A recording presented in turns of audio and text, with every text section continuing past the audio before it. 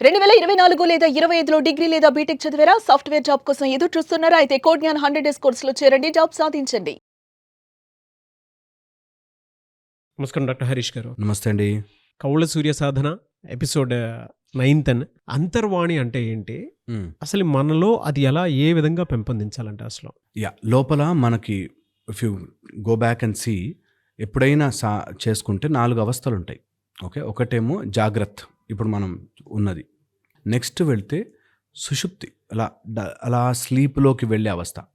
దాని తర్వాత ఇంకా డీప్గా వెళితే ఓకే స్వప్న తర్వాత సుషుప్తి. దాని తర్వాత డీప్గా వెళితే ఒక 4వ స్థితి ఉంటుంది, తురియ అంటారు. వీటన్నిటిని అబ్జర్వ్ చేస్తూ మనం మెలుకునున్నప్పుడు మన లోపల ఇవన్నిటినీ ప్రాసెస్ చేసుకుంటున్న ఒక సెన్స్, నిద్రపోయినప్పుడు నాకు నిద్రలలో నా కలలని చూస్తున్న ఒక సెన్స్, నేను డీప్గా నిద్రపోయి కల కూడా లేనప్పుడు అలా వెయిట్ చేస్తూ నేను చూస్తున్నది, అబ్బా నాకు భలే నిద్ర పట్టింది, డీప్ నిద్ర పట్టింది అని ఆ స్పృహ తెలిసే ఆ స్థితి సుషుప్తి. దాన్ని అంతా అబ్జర్వ్ చేస్తున్న 4వ స్థితి తురీయము అంటారు.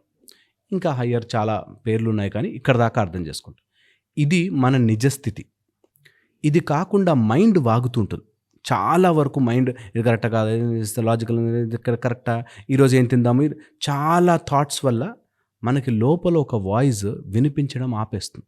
ఒక 2-3 లేయర్స్లో చెప్తాను, ఈజీగా అర్థమవుతుంది. సో ఫస్ట్ వచ్చేసి ఆ వాయిస్కి బ్యాక్గ్రౌండ్లో నీకు ఇది రైట్, ఇది ఇలా ఉండాలి, ఇది రాంగ్, ఇది సత్యము అన్ని లోపల ఒకటి అబ్జర్వ్ చేస్తూ ఉంటాం కదా, అది అంతర్వాణి. లోపల వాట్ ఈజ్ రైట్ అని దానికి ఎప్పుడు తెలుస్తుంది. ఓకే, ఇది ఒక ఆస్పెక్ట్.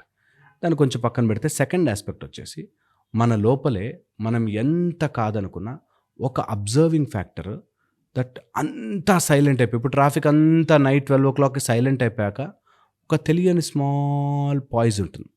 అలాగే మనం ఎప్పుడైతే మన లోపల సైలెంట్ అయిపోతామో ఒక వాయిస్ నడుస్తూ ఉంటుంది. ఊపిరి లోపలికి వెళ్ళి సో హమ్ అని ఒక హంస వెళుతూ ఉంటుంది అంటారు.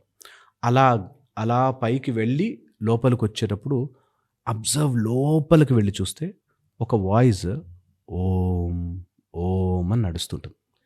ఏ రోజైతే సాధన చేసి ఆ ఓంకారం వింటామో ఆ రోజు ఎన్లైట్మెంట్. ఓకే, అది ఒక voice, the second beautiful voice. మీరు వినాలి అనుకుంటే అంతా శబ్దము క్లోజ్ అయిపోయాక, చెవులు మూసుకుని కాదు, నీ లోపల మైండ్ చేసే నాయిస్ అంతా క్లోజ్ అయిపోతే లోపల ఒక ఓం ఓం అని వినిపిస్తూ ఉంటుంది. ఎప్పుడు సాధన చేసినా ఆ ఓంకారాన్ని వినే ప్రయత్నం చేయాలి. అది second voice. Third voice, very very profound voice. నీ వాయిస్ని వినే ఒక ప్రక్రియ.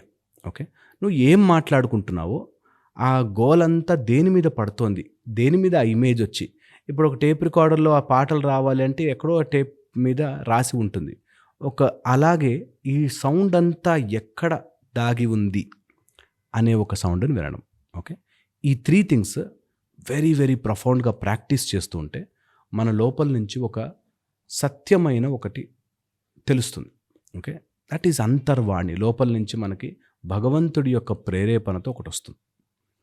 ఇంకా అంతర్వాణి డెఫినేషన్స్ ఆర్ సో మచ్ ఉన్నా ఇక్కడ దాకా అర్థం చేసుకుని లైఫ్ని వితౌట్ ఎనీ భేషజాలతోనో, వితౌట్ ఎనీ పరదాలతోనో, ఫిల్టర్స్ లేకుండా కనుక మన లైఫ్ని లైఫ్ లాగా చూడగలిగితే, వితౌట్ అడ్జెక్టివ్స్, అబ్బాయి అద్భుతమైన కాఫీ అనే కానీ జస్ట్ కాఫీ, నాకు ఇది నచ్చలేదు, అది నాకు నచ్చలేదు అని నాకు ఒక క్వాలిటీ యాడ్ చేసి ఇది బాగాలేదు, ఇది బాగుంది, ఇది బాగాలేదు, ఇది బాగుంది అనే పొలారిటీ ఆఫ్ మైండ్ వెళ్ళకపోతే ఆ వాయిస్ క్లియర్గా మనకి వినిపిస్తుంది అంటారు. డ్యువల్ మైండ్ రాకూడదు, 2 మైండ్ అటు ఇటు వెళ్ళకుండా మైండ్ స్టేబుల్ అయిన రోజున అంతర్వాణి వినిపిస్తుంది. నీకు సరైన మార్గం, నీ పర్పస్ గైడ్ చేసి నువ్వు ఎందుకు ఈ జన్మలో పుట్టావు, ఎందుకు చేస్తున్నావు, ఎందుకు ఇదంతా నడుస్తుంది అనేది తెలుస్తుంది. అది తెలిసాక ఇంకా నథింగ్ ఎల్స్ టు హియర్. మనం ఇంకా వినడానికి ఇంకేముండదు, అన్నీ మనకు అర్థమైపోతాయి. అది పెంపొందించుకోవాలి అంటే okay, first is cut down all the distractions. ఆ సైడ్ డిస్ట్రాక్షన్స్ అన్నీ కట్ డౌన్ చేయాలి. ఎందుకంటే ఈ ప్రాసెస్ చాలా బ్యూటిఫుల్ ప్రాసెస్, చాలా ప్రఫౌండ్గా పనిచేస్తుంది. ఒకటి. తర్వాత భువర్లోక గమనం అని చేస్తాము. భువర్లోక గమనం సాధన చేసుకున్న వాళ్ళు నెక్స్ట్ లోకాలకి పైన వెళ్తే భువర్, స్వర్, జన, తప, సత్యలోకాలు అలా ట్రావెల్ చేసిన కిందకి అతల, వితల, సుతల, రసాతల, తలాతల, మహాతల, పాతాలు ఇలా లోకాలు ట్రావెల్ చేసిన మన మైండ్లో దీస్ థింగ్స్ ఆర్ మినిమైజ్ అయిపోయి మనని గైడ్ చేసే ఫోర్స్ వస్తుంది.